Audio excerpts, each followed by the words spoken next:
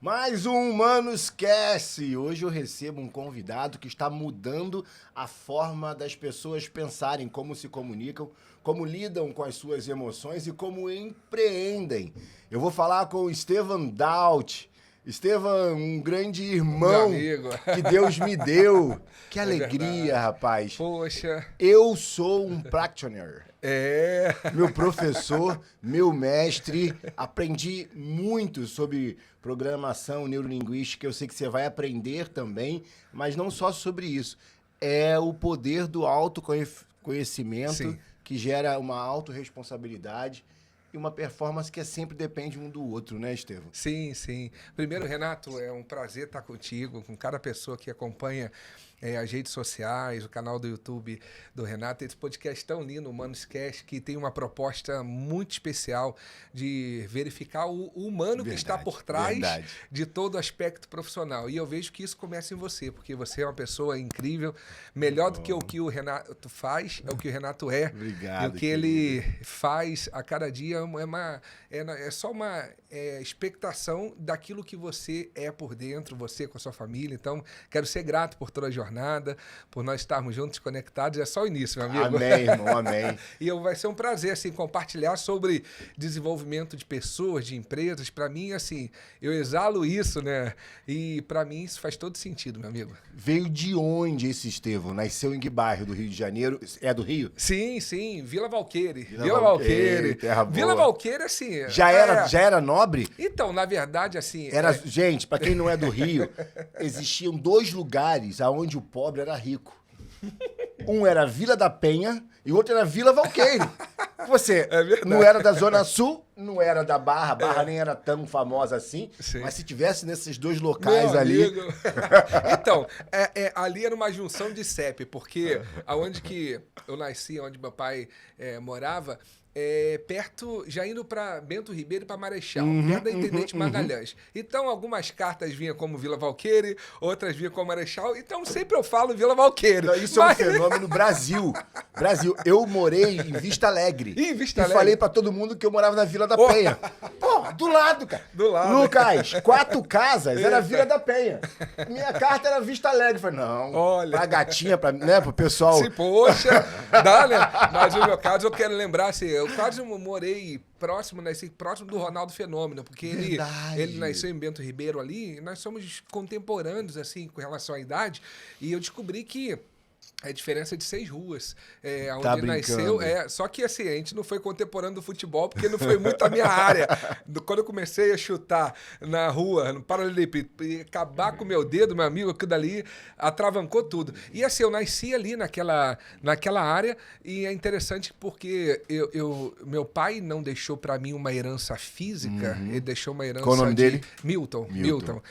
Até ele partiu esse ano, né? Então, é uma pessoa que deixou um legado muito grande para mim, de princípios, de valores, de conduta, que é o mais importante. E eu vejo que tudo começou, daqui a pouco a gente vai falar um pouco sobre isso, quando eu verifiquei que eu estava fadado a replicar os padrões que eu comecei a assimilar, não só da minha família, mas do ambiente que eu estava vivendo, do ambiente que eu nasci, daquela região, daquelas pessoas, de amigos que até quando eu vou lá, nessa época, parece que o tempo passou, só o rosto que mudou, mas o tipo de conversa, o tipo de roupa, a mesma coisa, a mesma roupa que usavam 10 horas da manhã no sábado. Quando eu vou lá sábado de manhã na casa da minha mãe, eu vejo passando, eu falei, caramba, parece que eu parei no tempo, só mudou o rosto. Porque assim, e aí isso começou a mexer comigo, e aí que o desenvolvimento humano entrou para minha vida, né? Você me lembrou uma frase de Nelson Mandela, ele fala, o bom de você retornar ao seu local de origem é perceber o quanto você mudou. Porque a gente, às vezes, tentando fazer uma autoanálise, talvez há dias que a gente é muito cruel conosco, né? Sim. E aí, quando você volta, fala assim, não, eu evoluí, eu saí desse lugar. E o Estevan, antes da PNL, hoje, você é muito conhecido pela PNL, sim, mas sim. teve uma história antes. Sim. Me conta um pouquinho. Inclusive uma história ministerial, né? Sim, Na Cara de Leão. Sim, como é que foi esse seu momento até chegar ao ministério? Claro. Então, eu comecei, meu pai era da Assembleia, né? E a Assembleia, você sabe que a parte da música, se a pessoa começou a fazer 1, 2 acordes, meu amigo, já tá habilitado, né? E eu com 5 anos, faltou um baterista e eu tava lá, meu pai era o pastor da igreja, aí eu comecei a ir pra bateria brincar.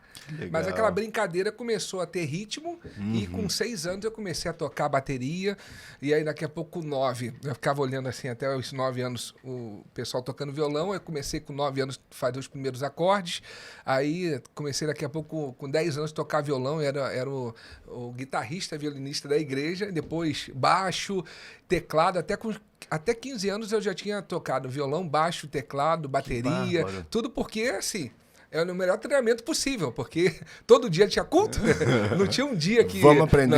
Não tinha. Eu lembro que uma época da minha vida, nessa época até os 15 anos, literalmente todo dia eu ia para a igreja, porque meu pai colocava culto todo dia, era culto nos lares, era culto de doutrina, era direto, de segunda a segunda. E aí eu treinava todo culto, né? E isso foi interessante porque aos 15 anos eu verifiquei que eu precisava aumentar meu conhecimento, que era apenas prático. Eu entrei na Escola Vila Lobos de música, e aí eu fiquei dos 15 aos 18 fazendo aula de música na Escola Vila Lobos. E foi interessante que um dia, aí que teve um start que mudou um pouco minha realidade, que um dia desses o professor faltou numa aula de teoria e leitura musical de partitura, né? E aí o pessoal já via que eu era um aluno diferenciado, que eu me dedicava aos estudos. Aí falou, Estevão, poxa, o professor faltou, vê se você fica um pouco com a turma aí, dá algum exercício. E eu lembro que quando eu fui pro quadro, que era um quadro já com as pautas, com o pentagrama, que são aquelas linhas da partitura, eu comecei a escrever algumas notas, mas eu não tinha coragem de olhar para trás, porque tinha umas 15 pessoas ali, e eu falei, caramba, quando eu virar, o que eu vou fazer? Porque a minha versão original, Renato, é uma versão tímida, uma versão que quando eu estava com a minha mãe nos ambientes locais públicos, eu só ficava perto dela, agarrando na roupa dela, eu ficava um pouco acuado por trás da minha mãe, porque essa era a versão original do Estevão. Língua presa, totalmente tímido, não conseguia falar e se expressar, sempre tinha, eu descobri depois que eu comecei a estudar que eu tinha uma crença central de desvalor muito forte, e isso no TCC, né, na psicologia, existe 3 crenças centrais, uma delas é o desvalor, e eu verifiquei que essa que foi formatada, e até consegui verificar onde surgiu essa crença, que foi na época que eu comecei a tocar bateria. Olha só que interessante. Um dia, numa das técnicas que a gente faz, eu fazendo em mim, porque na verdade a gente tem que começar conosco, né? Eu verifiquei a origem. Eu estava tocando, e aí eu estava na igreja lá tocando bateria, entre 7 e 8 anos, e eu estava sorrindo, olhando para o meu pai. E eu queria que ele olhasse para mim e que desse só um sorriso de aprovação. E aí, quando eu olhei para o meu pai, ele olhou, mas continuou sério. E aquilo dali entrou como uma comunicação para mim de falta de aprovação. E aquilo dali começou a criar um processo muito grande de desvalor dentro de mim. E aí eu comecei a precisar de aprovação, eu comecei a precisar de ser valorizado. Eu não me sentia por fora e isso interferiu totalmente na minha comunicação. Por isso que o tempo todo eu ficava agarrando na roupa da minha mãe, o tempo todo eu não conseguia ter coragem naquele dia lá na Escola Vila Lobos. Quando eu pensava em virar, eu falava, o que eu vou fazer quando eu virar para falar com essas pessoas? E aí eu percebi que, o tempo depois, né, que isso tudo estava travando o meu processo de comunicação, mas tudo com essas informações que foram geradas. E aí eu estava lá na Vila Lobos e naquele momento virei, comecei a dar aula, daqui a pouco chegou o professor, mas assim, eu gostei daquela sensação, mesmo ruim, mas eu falei, caramba, eu gosto de fazer isso, de ensinar as pessoas, sabe? Mesmo sendo música, que era uma área interessante, que a música faz parte da minha vida e sempre vai fazer, porque é um presente de Deus, eu sei que não foi pelos meus estudos, mas é um presente de Deus, e aí eu estudei até os 18. Aos 18 chegou algo interessante, que a Escola de Música Vila Lobos, como você sabe, é uma escola estadual e que precisa de concurso para poder se tornar professor e precisa já ser formado. E eu tive um desempenho tão especial como aluno que eu interpretei no violão clássico as obras do Turíbio Santos, do Bach, né, de uma forma muito magistral nas provas finais que teve, que eu fui convidado para ser um professor convidado da Vila Lobos depois que eu fiz 18 anos. Aí ali oficialmente começou a minha jornada como no magistério. E aí eu fui convidado, eu achei interessante, falaram, vamos abrir polos da Escola Vila Lobos na região dos Lagos. E aí foi abrir em Rio das Ostras, Casimiro de Abreu. E aí falaram, ó, já que eu era convidado, né? Falou, você topa ir para lá? Aí eu comecei, aí eu saía do Rio, era 5, 6 horas da manhã, pegava um ônibus na rodoviária, né? Por volta disso, eu tinha que estar 8 horas lá para poder dar aula, de 8 da manhã até as 20 horas na segunda-feira, porque toda a minha carga horária da semana eu tinha que dar naqueles dias. E na terça, de 8 até umas 16, 17. Já estava por lá? Já estava, que aí eu tinha que completar toda a carga horária, para eu não ficar a semana toda. E aí eu fiquei por volta de 6, 7 anos fazendo isso, que foi a Escola Vila Lobos, né? E dali, um dia eu recebi um convite para poder dar aula numa escola tradicional da Tijuca. A escola teve... a escola... Fugiu o nome da escola, mas foi... Ela até... Daqui a pouco eu vou lembrar. É uma escola que... era ali perto do Largo da Segunda-feira, né? Ela hoje não existe mais, mas é uma escola bem tradicional. De música também? Não. Uma escola de educação infantil, ensino fundamental. Então, fui dar aula de educação musical. Tá. Por quê? Descobriram que eu era professor da Vila Lobos, apareceu uma oportunidade. E aí eu comecei, caramba, agora eu saí da escola de música e entrei dentro de uma escola para poder dar aula de música dentro da escola, mas aí o magistério começou cada vez mais a me aprofundar. E aí naquele momento eu comecei a ver como que era assim, essa jornada de dar aula. Só que ao mesmo tempo, aí, só para te dar uma linha do tempo, eu já estou chegando por volta de 20 a 22 anos. Aí começou a ficar latente o negócio para mim. Eu falei, caramba, eu estou vendo algumas pessoas do meu passado, como familiares, amigos, e eu estou vendo os professores. E, infelizmente, né, Renato, assim, eu vejo que é algo que a gente precisa e pode melhorar. O magistério no Brasil é pouco reconhecido financeiramente, né? Você pode ver que é uma das profissões mais importantes, mas menos valorizadas com relação à hora-aula. No Oriente, na Ásia. Poxa, você vê que no Japão... Na América, no Japão, os professores são venerados como os imperadores, porque eles culturalmente verificam que o mesmo nível de importância do imperador são os professores, o magistério. E no Brasil, eu olhava assim, eu falava, caramba, que futuro que eu vou ter. E aquilo dali começou a trazer alguns incômodos. E foi dali que começou a surgir um interesse dentro de mim. Onde eu mudo essa realidade? Como que algumas pessoas conseguem, como se fosse quebrar essa bolha, conseguem, sabe, mudar a sua história e outras não? E aí veio uma outra indagação, Renato. Falei, caramba, espiritualmente, Deus está disponível para todos, os princípios bíblicos estão disponíveis para todos, mas por que na igreja tem pessoas que quando eu nasci, tinha um que ia com a família toda de bicicleta para a igreja, só que ele não andava na bicicleta, porque a bicicleta já ficava com ele, com a esposa e com 2 filhos. Então não cabia todos. Então ele deixava a esposa ali, mais 2, e ele ficava empurrando. É assim que eu vi, a partir dos 5 anos, ele chegando na igreja, e quando eu tinha 22, era a mesma coisa, não mudou nem a bicicleta. E era uma pessoa que sempre buscava o Senhor, e isso começou a gerar crise dentro de mim. Falei, o problema não está em Deus, o problema não está nos princípios milenares da palavra. E aí eu não sabia. E aí eu comecei a descobrir que tudo começa a acontecer dentro de nós, até biblicamente. Por isso que Jesus, nas suas parábolas, ele falou, vai, a tua fé te salvou, a tua fé te curou, seja feito conforme a tua fé. Ou seja, ele deixou claro que, igual naquela passagem da mulher que estava com fluxo de sangue, que eu acho muito interessante, que ele demonstra um pouco de como é feita a ativação da virtude, do poder que há dentro de Jesus, daquilo que Jesus é e daquilo que ele representa. Jesus estava andando e tinha milhares de pessoas ali, e ele teve uma hora que parou e falou, poxa, Eu parei porque alguém me tocou. Aí os caras falaram, não, mas não existe isso, Senhor. Todo mundo tá te tocando. Ele falou, não, teve um toque diferente, porque saiu de mim virtude. Virtude no grego tem alguns aspectos que fala poder ou essência diferente. Ou seja, a fé daquela mulher que estava andando do lado ativou aquela virtude, aquele poder. E aí essa fé tem a ver com uma programação interna que eu comecei a aprender, Renato, sobre você materializar algo através de uma composição daquilo que você está pensando, daquilo que você está sentindo. É o alinhamento entre mente e coração.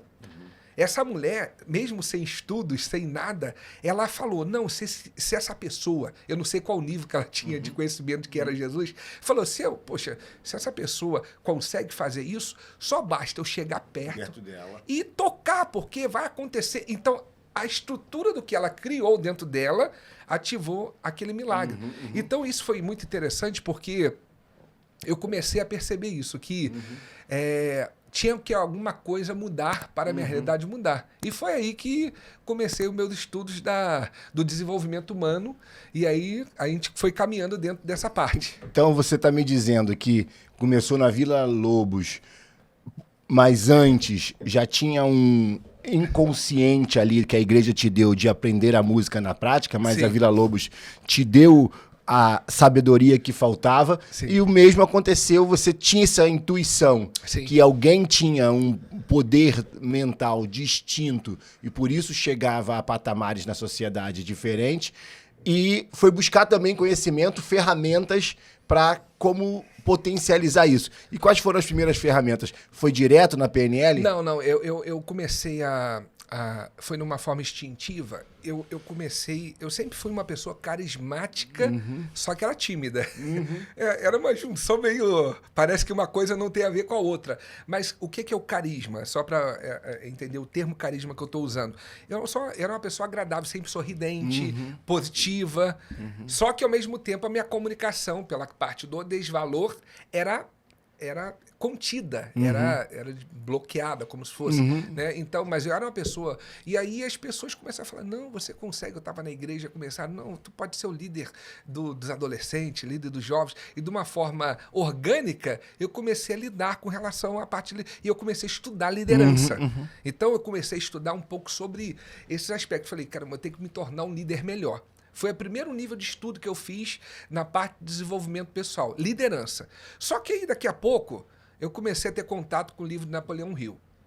Aí eu comecei a ter contato com outros escritores, como John Maxwell, que também é um que eu gosto muito sobre liderança, Max Lucado. São alguns que, se você for ver, aí botando mais para frente, Mike Murdock, alguns que falam... Eles falam a mesma coisa com palavras diferentes, né? E quando você vai ver, tudo vai atrelar a mente. Aí eu falei, caramba... Aí, quando eu descobri isso, eu falei, então tem que ir na origem. Se o negócio parte da mente, eu comecei a ver, eu tenho que achar a origem. O que está dentro desse compêndio da mente que pode mudar o resultado dessas outras áreas. E aí eu, através de um dos livros que também eu vi, teve um livro que foi muito interessante, o de um Tony Robbins, né, Desperte o Seu Gigante Interior. O Tony Robbins, naquela época, era uma pessoa muito distante de mim, porque eu quase não tinha ouvido falar. Era antes dessa era da comunicação, que a gente vê tudo sobre todos, né? E aí eu vi ele falando sobre a programação neurolinguística. E aí teve também outras pessoas que falaram comigo, falou, pô, tem esse negócio de PNL. Falei, pô, PNL parece até partido político. O que é isso? E aí, quando eu comecei a entender o que a PNL, a programação neurolinguística, fazia, isso começou a me encantar, porque eu falei, caramba, isso daí é uma metodologia que pode mudar a minha realidade. E aí, quando eu comecei a ter o primeiro contato, eu tive a primeira turma, falar para você, eu como aluno, eu já fiz todas as formações reconhecidas, que eu dou até credibilidade no Brasil, e fora do Brasil fiz várias também, então foi mais de 15 formações só na programação neurolinguística, né? Até chegar, depois eu falo do John Grinder, né? Mas eu comecei a entender como que isso era importante, e aí eu comecei a aplicar as ferramentas. E eu comecei a perceber, por exemplo, uma forma de você identificar que a PNL está mudando o teu sistema é quando você começa a enxergar por fora de uma forma diferente. Ou seja, aquilo que você não via como possibilidade se torna algo possível. Aquilo que antes você achava como limite, você começa a pensar em novas estratégias para alcançar aquilo. Ou seja, são novas formas, novos reframes, ou seja, novas molduras que eu coloco na mesma realidade. É aquilo, já viu aquela metáfora que fala, né, que, não sei, tu já deve ter ouvido falar naquele 2 vendedores que foram mandados por uma tribo e chegou um vendedor e ele, quando pousou lá, ele foi procurar, que lá não pegava telefone, foi para uma outra aldeia, pediu para ligar e falou, cara, vocês perderam o tempo, perderam o dinheiro, porque eu cheguei aqui, nós vendemos calçados, e quando eu cheguei aqui não tem ninguém que usa calçado, então vocês têm que mandar embora. Ele falou, não, você tem que ficar mais 2 dias, porque a embarcação só vai sair daqui a 2 dias. Mas o que eu vou fazer? Esse pessoal ninguém usa. Ele falou, não, então espera e faz alguma coisa aí, daqui a pouco, daqui a 2 dias você vai embora. E aí, mandaram a embarcação, só que o presidente da empresa foi inteligente, porque ele já tinha programado que ele queria ter 2 visões distintas sobre o mesmo cenário. Então ele já tinha programado que enquanto o outro ia voltar, o outro vendedor iria também. E aí quando o outro vendedor foi sem saber o feedback desse e o outro também sem saber que o outro iria, o segundo lá também ele chegou e fez uma ligação. E ele falou, é o seguinte, eu não sei como é que está a produtividade aí da empresa, da fábrica. Mas vocês vão ter que aumentar 2, 3 vezes mais, porque aqui ninguém usa sapato. Eita. Aqui é o nosso melhor público. E aí você olha, essa é a metáfora. Visão, né? É a forma de ver. É a forma, porque... E aí... Todos nós já temos... Isso se ensina? Claro. Ou você acredita que já tem quem tá vendo a gente em casa com um tal do arquétipo, né? Eu já sou meio deprimida. Eu já sei como vou me comportar numa situação de difícil. Eu sempre vou tremer ao falar em público. Já uso aquelas palavras, né? Sempre, nunca. E apesar desse original, como você disse, já ter talvez feito caminhos neurais, é possível mudar? Claro, claro.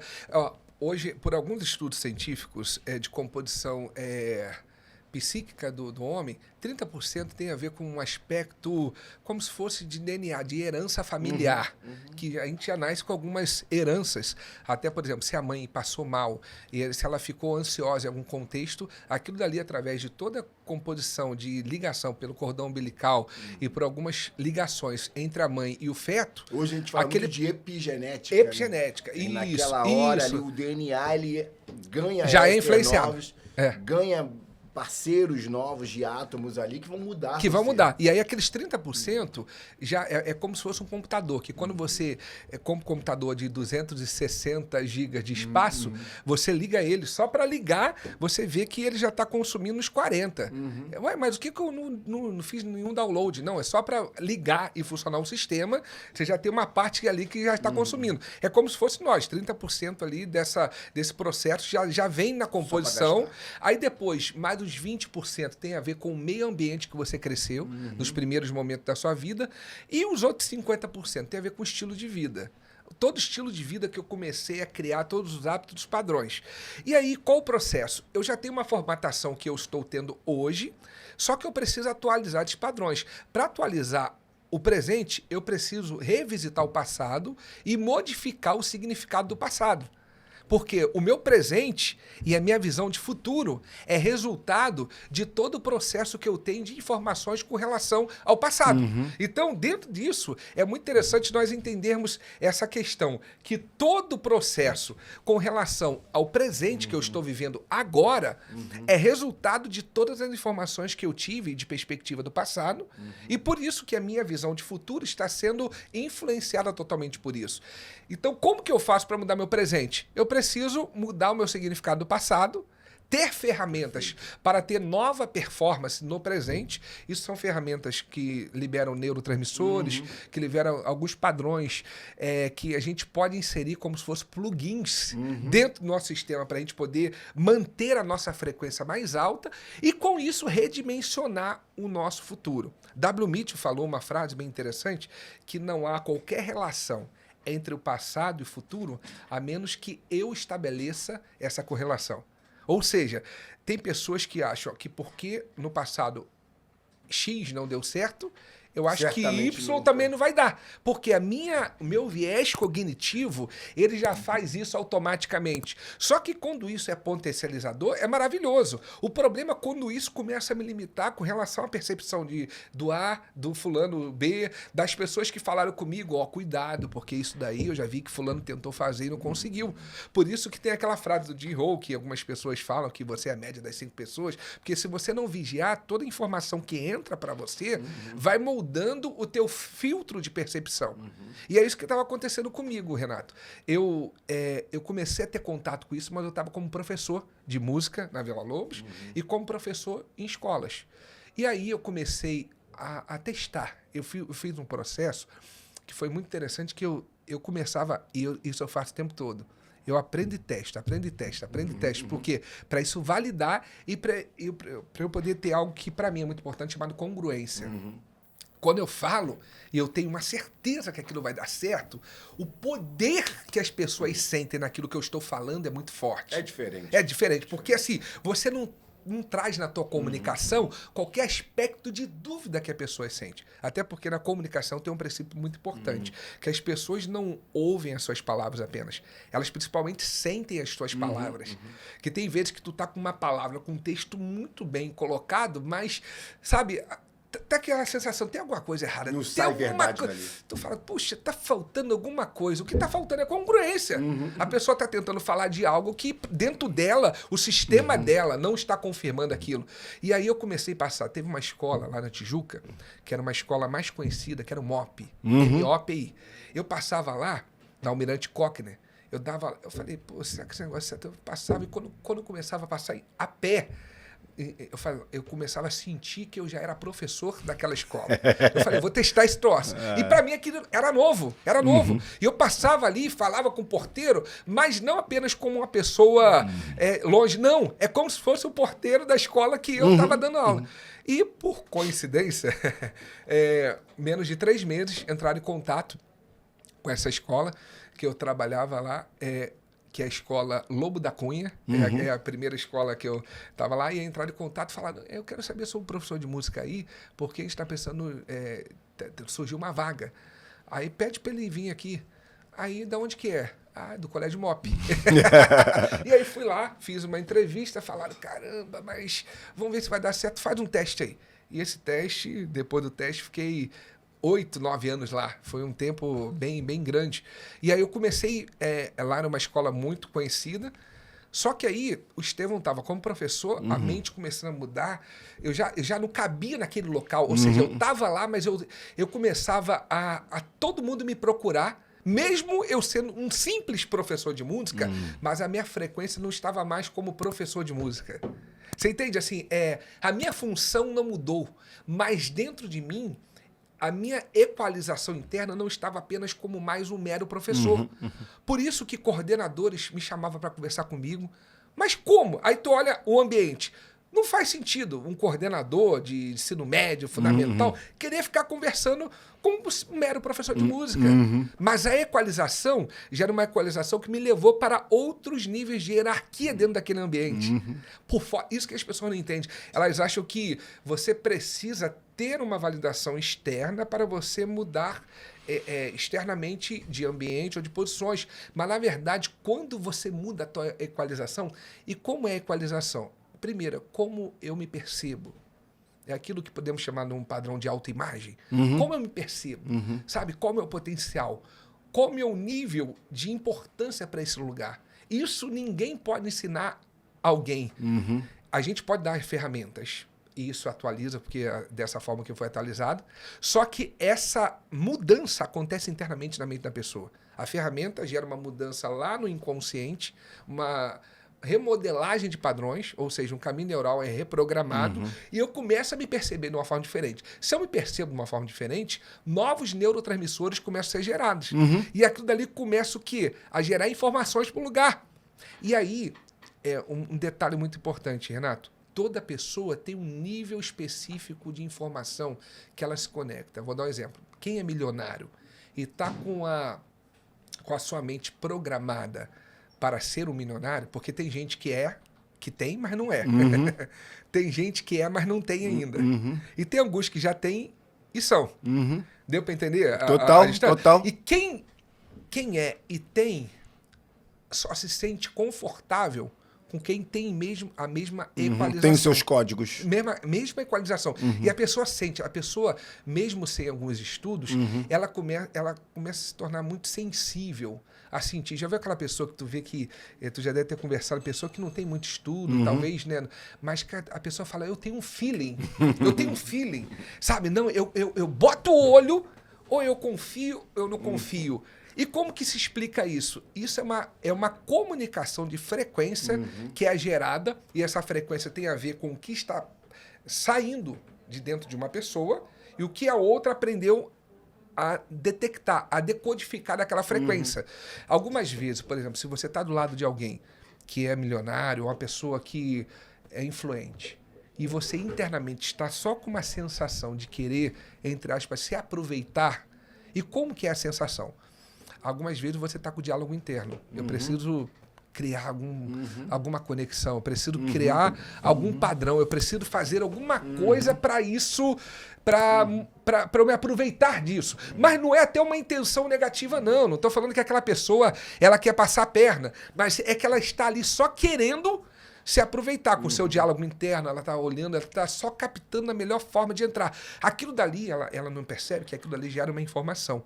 E quem está do lado que já tem um processo de maturidade para entender isso, começa a identificar aquele padrão, aquela informação vibracional como um desalinhamento. E aí daqui a pouco o que ela começa a sentir? Cara, eu preciso botar o pé atrás para essa pessoa. Às vezes nada foi dito. Não.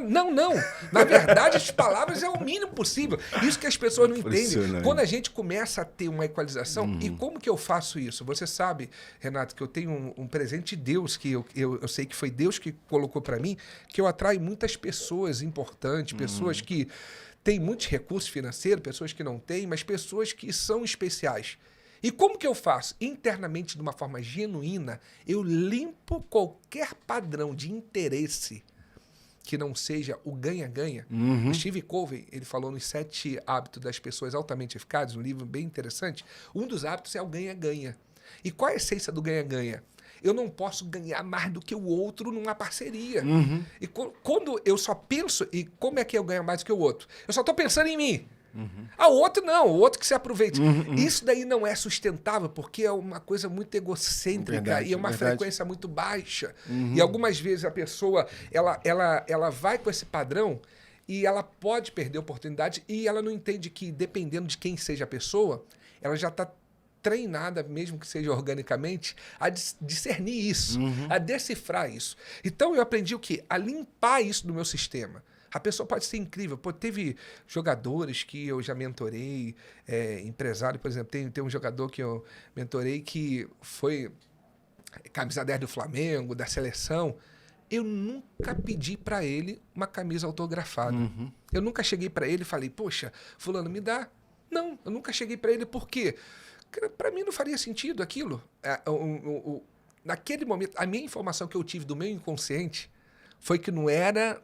Perfeito. Não era para fazer isso. E provavelmente com essa frequência que você sabe tanto ler e sabe quem sabe ler, você seria só mais um que queria chegar nesse momento e pedir algum favor. Total. Até porque eu sei que aquela pessoa, ela criou um processo para interpretar essas informações que ela não tem nenhum conhecimento técnico. Só que ela aprendeu. E algumas situações, eu lembro até de uma situação de um outro jogador que também... Eu vou falar o nome dele, o Ronaldinho Gaúcho. O Ronaldinho Gaúcho, ele contou algo que ele tinha uma pessoa que estava ajudando ele e que trabalhava no dia a dia com ele, assim, sempre ajudava, sabe? Era mão para toda obra, assim, né? Tava lá, precisava arrumar alguma coisa na casa, era aquela pessoa, faz tudo. E aí ele chegou um dia que viu aquela pessoa um pouco preocupada, assim, viu que ela estava diferente. Ele chegou falando, tá tudo bem? Falou, não, tá tudo bem. Ele falou, não, tá não, cara. Tá acontecendo alguma coisa contigo. Aí ele falou, fala comigo. Aí ele falou, não, é porque minha mãe, cara, eu tô preocupado porque choveu muito ontem à noite, entrou água lá em casa, cara, e acabou com todos os móveis lá da minha mãe. Eu tô ajudando ela, porque tá tendo que tirar, então ela perdeu tudo, então ela não sabe como é que vai ficar. Eu falei, pô, por que tu não me falou, cara? Não, eu tô aqui. Ele falou, não, eu quero te ajudar. Ele falou, não existe isso, cara. Para com isso. Não quero nada, não. Não, quero te ajudar. Pô, tu tá comigo há quase 3 anos, tu nunca me pediu nada, cara. Eu quero te ajudar.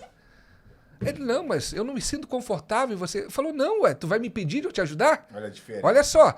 Ele, não, vai lá com a tua coroa, vai lá na loja que você quiser, compra, me fala quanto é que deu. E aí ele falou, quanto tu acha que vai dar? Ele falou, sei lá, eu acho que não chega a 20 mil. Ele falou, então eu vou te dar 20 mil, vai lá. Aí ele falou que o cara foi e comprou, só que assim, ele foi com 20 mil à vista, e aí ele fez a negociação na loja e falou, poxa, eu vou conseguir um desconto, que eu tô pagando à vista em dinheiro, né? Ele falou, conseguiu baixar pros 12, 13 mil, né? Aí ele chegou pro Ronaldinho e falou, obrigado, eu comprei até TV, cara, foi maravilhoso, toma aqui o troco. Aí ele falou, que é isso, cara? Como é que tu traz isso? Não, isso é teu, cara. Dá lá pra tua coroa lá pra ela poder aproveitar, pra ela comprar a comida, fazer as compras. Aí você vê a frequência, o alinhamento entre coração e mente. Por isso que isso traz uma frequência limpa. Quando nós começamos a tirar todo o interesse oculto e as pessoas não entendem que tem pessoas que tu olha para aquela pessoa e dá aquela sensação, caramba, essa pessoa não é pura. Aí tu fala, caramba, tem alguma coisa pesada. E geralmente a pessoa joga logo para a questão espiritual, né? Ih, deve ter tem algum demônio, tem alguma coisa. Não, mas é porque é a motivação. Quando eu coloco na minha mente algo estampado, claro, e eu tô me relacionando com alguém sem deixar aquilo claro, isso gera uma obscuridade, que isso gera uma incongruência, isso afeta a frequência. Isso é terrível. Então, e aí eu comecei a aprender isso. Estevão, como é que você conseguiu empacotar essa PNL? Tem que ter programa 1, 2, 3, né? Como é que você conseguiu fazer com que esse conhecimento todo se tornasse palatável para os jovens, para mim, né? Sim. E agora para os empresários em si. Esse Rio de Janeiro que é tão empreendedor, mas que falta que esse empreendedorismo ganhe uma escala a ponto de fazer com que o Brasil saia dessa pecha de ser um Brasil que depende do governo, que depende de assistência, e transformar nesse Brasil que cria. Quais são os seus planos para ajudar novos empresários? E, infelizmente, estamos chegando no fim, né? Como que esses empresários conseguem ter acesso a tudo isso que a gente aprendeu, que você vem aprendendo e consegue tão didaticamente passar para frente? Poxa, Renato, eu fico feliz porque você percebeu que a minha tarefa, sempre eu fico com uma perspectiva, como eu posso didaticamente simplificar aquilo que é muito profundo. Porque se a gente for falar, ainda mais nesse podcast aqui, como exemplo, se eu fosse falar algumas linguagens técnicas, sabe? O pessoal ficar olhando e falar, caramba, Estevão sabe muito. É uma coisa que eu aprendi lá na música. Olha o que minha mente fez de correlação do passado com o futuro. Eu vi algumas sessões lá na sala Cecília Meirelles e na sala de música, lá na escola de música do UFRJ, ali perto da Lapa. Eu vi algumas audições lá no teatro também, no Municipal, que eu era professor, eu fui aluno da escola UFRJ de licenciatura em música, né? Que foi a primeira faculdade que eu fiz. E aí, eu ia para lá e tinha aquelas audições. E várias delas, a gente saía com aquela sensação da seguinte forma, o cara toca muito, mas eu não aprendi nada. Porque a audição era o quê? O cara tocava e explicava aquilo que ele fez. Cara, na hora de tocar, o cara era um executor maravilhoso. Na hora de explicar, tu não entendia nada, porque não tinha didática nenhuma. E dali eu verifiquei, falei, eu quero me tornar conhecido como aquele que apenas sabe muito ou aquele que ajuda as pessoas a fazerem aquilo que eu sei. Então eu escolhi a segunda parte. Eu procurei hoje ter como aspecto didático, por mais que a gente tenha, né, uma estrutura interna de aprendizado com relação à neurociência, com relação a toda a parte da programação neurolinguística, psicologia positiva, liderança 360 graus, enfim, design thinking, são alguns pockets que a gente utiliza de metodologia dentro daquilo que a gente faz. Minha tarefa que é simplificar aquilo que é profundo. E falando de empresas, o problema das empresas são Os empresários. Ou seja, a empresa não quebra. Quem quebra são as pessoas. Gente por trás. São as pessoas. Então, quando a gente resolve as pessoas, a gente resolve a empresa. Algumas vezes, a gente coloca pessoas nos lugares errados, a gente coloca liderança, principalmente liderança que não está preparada e habilitada. E a gente coloca a pessoa para treinar durante o jogo. Né? E é aquilo, né? Eu boto lá, eu não faço o treinamento do dia a dia, a metáfora é como futebol. Futebol, a pessoa fica a semana toda treinando para aquele jogo. Na empresa, algumas vezes é o contrário. Ela fica o tempo todo jogando para algumas vezes treinar. E aí acaba que o resultado começa a se tornar totalmente complicado financeiramente. E assim, hoje tem algumas pesquisas feitas por algumas instituições de sindicatos do comércio no Rio de Janeiro e no Brasil, que 89% dos CNPJs fecham depois de 5 anos. 89%. Então, olha só como é que a gente está falando, assim, é muita coisa. Hoje nós temos por volta de 22 milhões de CNPJs ativos no Brasil. 22 milhões. Falar só de números, mas são 89% dos humanos que decidiram mudar de vida, talvez não conseguiram. Não conseguiram. Grande parte disso se frustrará para sempre. Sim. E não vão abrir um novo negócio. Sim, sim. Ou não vão adquirir ferramentas para que o novo negócio dê certo. E assim, um processo que eu aprendi. O tempo todo, quando eu estou prestando serviço para uma empresa, eu estou ali como do outro lado. Então, existe a empresa que está me contratando. Então, naquele momento, eu procuro fazer, é um princípio meu, que a minha mente treinou para ser excelente. Eu procuro fazer o melhor possível naquilo que eu fui chamado para aquela empresa, para aquele processo que eu estou ali participando, porque eu sei que tudo que eu faço num lado, eu colho no outro. Ou seja, uma das formas de eu resolver a minha empresa é sendo o melhor e fazendo o melhor quando eu estou em contato com a empresa dos outros. Isso significa o quê? Eu vou falar para você, teve um dia que eu estava num supermercado, a gente está fazendo muito trabalho com varejo, e eu fui lá como cliente, que eu não estava ali, eu fui num banheiro do supermercado, um banheiro que estava ali para o cliente. Quando eu cheguei lá, a pia estava toda molhada, com aqueles papel toalha todo jogado. O que o Estevão fez? Eu peguei papel toalha, sequei toda a pia, peguei aqueles papéis que estavam jogados, botei tudo lá.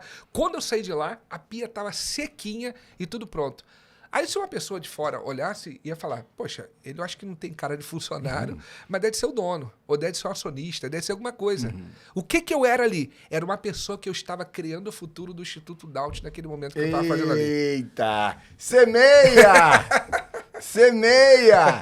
Tem gente tentando colher o que nem plantou. Não tem como. E a Bíblia é perfeita. Por falar em colheita, deixa a Karine trazer aqui o fruto. Olha aí, ó. De anos de estudo, da nossa jornada. Quero te presentear. Olha. É um livro de neurociência do dia a dia. E tudo se faz novo de novo. Que maravilhoso. Eu tenho um prazer aqui de ter meu professor, meu colega, meu futuro coordenador. Verdade. Estaremos juntos aí em novas empreitadas. Um presente para você. Meu amigo. Tá bom? Parabéns. Esse livro aqui já tem ajudado e abençoado muitas pessoas. E tenho certeza que vai ajudar não só as 5 regiões do Brasil, mas também para todos os continentes. Eu creio nisso. Eu recebo, que vai irmão. estar indo, daqui a pouco tu tem que já pensar na versão em inglês para começar a fazer lançamentos fora. Glória a Deus. Eu acredito nisso, meu amigo. E assim, tudo que eu tô falando contigo é um processo de atualização que eu estou vencendo realmente hoje. Assim, a gente está na introdução do podcast, mas já estamos quase terminando. A gente vai ter que ter outros momentos. Várias. Mas assim, eu gosto muito de falar daquilo que eu estou vendo acontecendo. É como se eu tivesse na PNL, tem umas técnicas chamadas posições perceptivas, que são 3 posições. Com a minha cognição, eu percebo na primeira, que é o quê? É o Estevão falando com o Renato. A segunda é como se fosse eu na posição do Renato vendo o Estevão, ou seja, como que o Renato está percebendo o Estevão. É aquele processo como se fosse calçar o sapato do outro, mas através de uma técnica inconsciente que eu vou lá. E a outra é como se fosse uma terceira posição, a posição de observador, que eu estou aqui observando o Estevão e o Renato ao mesmo tempo. E algumas vezes eu fico nessas 3 posições no dia a dia do Estevão. E eu acho que o mais interessante é ver essa vida que está acontecendo, ver um Estevão que, mesmo com todas essas ferramentas, ele várias vezes erra por querer fazer o melhor, e ele está no processo de evolução, sabe? Eu lembro até do apóstolo Paulo, que falou uma frase que ele, era uma das pessoas mais célebres da época, estudou aos pés de Gamaliel, e ele falava que o bem que eu quero fazer, eu não faço. E aquilo que eu não quero fazer, isso eu faço. Ele fala como uma luta da carne com o espírito, mas eu acredito que também, olhando pela parte técnica, neurocientífica, é uma luta contra os nossos padrões. Verdade. Porque o Kant falou... Contra o tal do original que você mencionou. O Kant falou na filosofia que a verdadeira liberdade está em fazer aquilo que eu não quero fazer. Então, Kant falou na filosofia aquilo que Paulo falou lá em 1 Coríntios, e aquilo que a gente tem como prática, que é o quê? Eu preciso, a cada dia, fazer aquilo que é o que eu tenho que fazer. É aquilo que a minha disciplina precisa estar habilitada para fazer, para eu poder crescer no meu corpo, nas minhas funções externas, na minha alma, que é parte da minha mente, das minhas emoções, e no meu espírito. Você pode ver que, para essas três partes, dessa parte trina, se você não tiver esse processo de você fazer aquilo que você não quer fazer, você estagna. Você começa a ficar da mesma forma. Então, eu creio que essa é a minha principal ação. Primeiro, tornar o Estevão vivo, para que ele cresça no corpo e no espírito, e para que com isso ele tenha congruência para ajudar as pessoas que estão em volta dele em todas as áreas. Amém. Né? Tem me ajudado muito, irmão. Ô, meu amigo. E parabéns pela sua mudança no corpo. Gratidão. Obrigado por essa conversa que misturou mente, propósito e transformação. Gratidão, parabéns, meu amigo. Pelo Instituto Daut. Gratidão. É uma honra caminhar ao seu lado. Ô, meu amigo, é um prazer. Você é uma pessoa incrível e estamos juntos, conectados. Que bom. Esse é mais um Humanos Cast. Toda terça-feira, uma figura importante como Estevão Daut por trás do Estevão Daut. É o que nos liga, é o que nos torna humano. Humanos Cast.